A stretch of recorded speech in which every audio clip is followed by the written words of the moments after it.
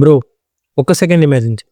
Morning లేచి phone తీసుకుంటే signal ఉండదు, వాట్సాప్ ఓపెన్ అవ్వదు, గూగుల్ వర్క్ అవ్వదు.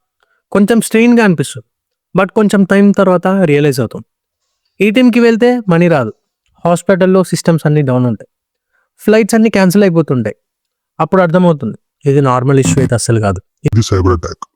మనం నార్మల్గా ఇంటర్నెట్ యూస్ చేస్తున్నాం, కానీ బ్యాక్గ్రౌండ్లో ఎప్పుడు సైబర్ వార్ నడుస్తూనే ఉంటుంది. కంట్రీస్ని టార్గెట్ చేస్తున్నారు, బ్యాంక్స్ నుంచి మనీ లూట్ చేస్తున్నారు, అండ్ కొన్ని అటాక్స్లో ఇంటర్నెట్ని కూడా ఆల్మోస్ట్ క్రాష్ చేస్తున్నారు. ఈరోజు అలాంటి 10 సైబర్ అటాక్స్ గురించి మాట్లాడదాం. ఇది సినిమా కాదు, రియల్గా జరిగిన incidents. Welcome to hack security. WannaCry ransomware. 2017లో ఒక స్మాల్ పునరబిలిటీ నుంచి స్టార్ట్ అయింది. విండోస్ సిస్టంలో ప్యాచ్ అప్డేట్ చేయకపోవడం వల్ల hackers eternal blue exploit use చేశారు. ఈ అటాక్ వెనుక లెజరస్ గ్రూప్ ఉంది అని బిలీవ్ చేశారు. ఇప్పటికి కూడా ఒక సిస్టమ్ ఇన్ఫెక్ట్ అయ్యాక అది ఆటోమేటిక్గా నెట్వర్క్లో వేరే సిస్టమ్కి స్ప్రెడ్ అవుతుంది. యూకేలో national health service completely disturb అయ్యింది. డాక్టర్స్ సిస్టమ్ యాక్సెస్ చేయలేకపోయారు. స్క్రీన్ మీద ఒక మెసేజ్, బిట్కాయిన్ పే చేయండి లేకపోతే డేటా అంతా వైప్ అయిపోతుంది. ఈ అటాక్ ఎందులో అయిందంటే ఒక రీసెర్చర్ మాల్వేర్లో ఉన్న హిడెన్ కిల్ స్విచ్ డొమైన్ని యాక్టివేట్ చేశాడు. అప్పుడు స్ప్రెడ్ స్లో అయిపోయింది, కానీ అప్పటికే డ్యామేజ్ గ్లోబల్ లెవెల్లో జరిగిపోయింది. నోట్పీడియా అటాక్. సేమ్ 2017లో యుక్రెయిన్లో స్టార్ట్ అయింది.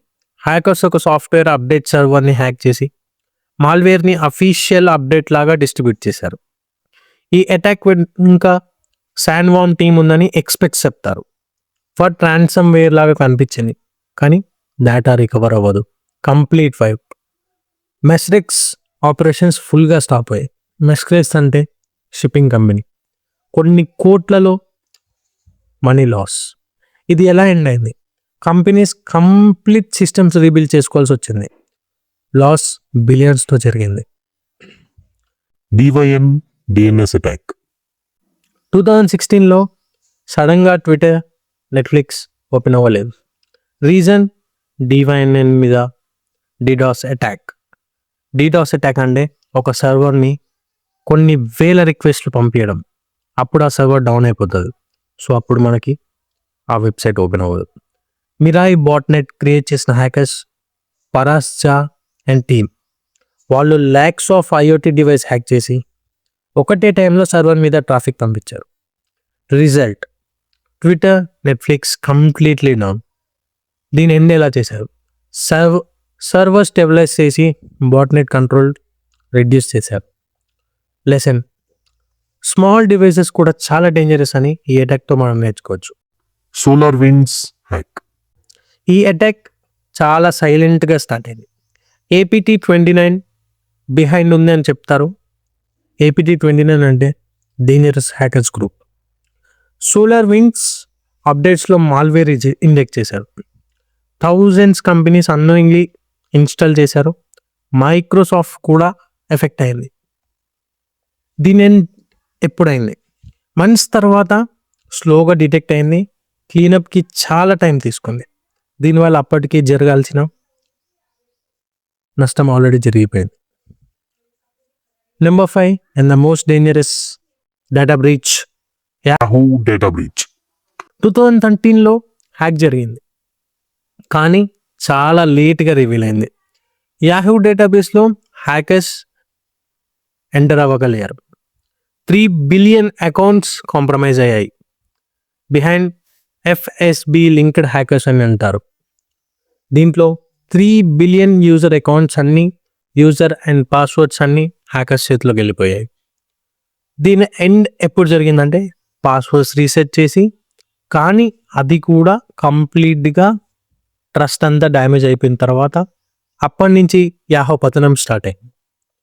అండ్ నెంబర్ 6 అటాక్ వచ్చేసి ఈక్విఫాక్స్ బ్రీచ్. 2017లో ఒక స్మాల్ బగ్ ప్యాచ్ చేయకపోవడం వల్ల ఈక్విఫాక్స్ సిస్టమ్స్ హ్యాక్ అయ్యాయి.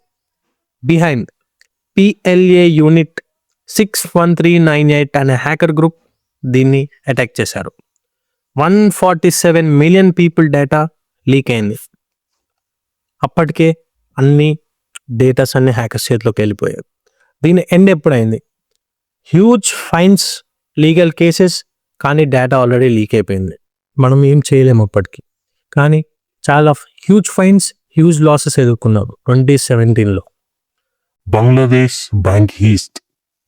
హ్యాకర్స్ బంగ్లాదేశ్ సిస్టమ్స్ పైన ఎంట్రీ పొందారు. బ్యాంక్ సిస్టమ్స్ ఇది చేసిన group same group, Lazarus group. SWIFT system use చేసి ఫేక్ ట్రాన్సాక్షన్స్ పంపించారు. $81 million సక్సెస్ఫుల్గా ట్రాన్స్ఫర్ అయింది. ఇది ఎప్పుడు ఎండేలా అయింది? ఇన్వెస్టిగేషన్ జరిగింది కానీ ఫుల్ మనీ రికవర్ కాలేదు. ఈ బంగ్లాదేశ్ బ్యాంక్ హీస్ గురించి మనం సపరేట్గా ఒక వీడియోనే చేయొచ్చు. ఇది చాలా పెద్ద అటాక్ అండ్ చాలా పెద్ద మిస్టేక్ కూడా. ఇది successful attack and successful failure అనమాట ఇది.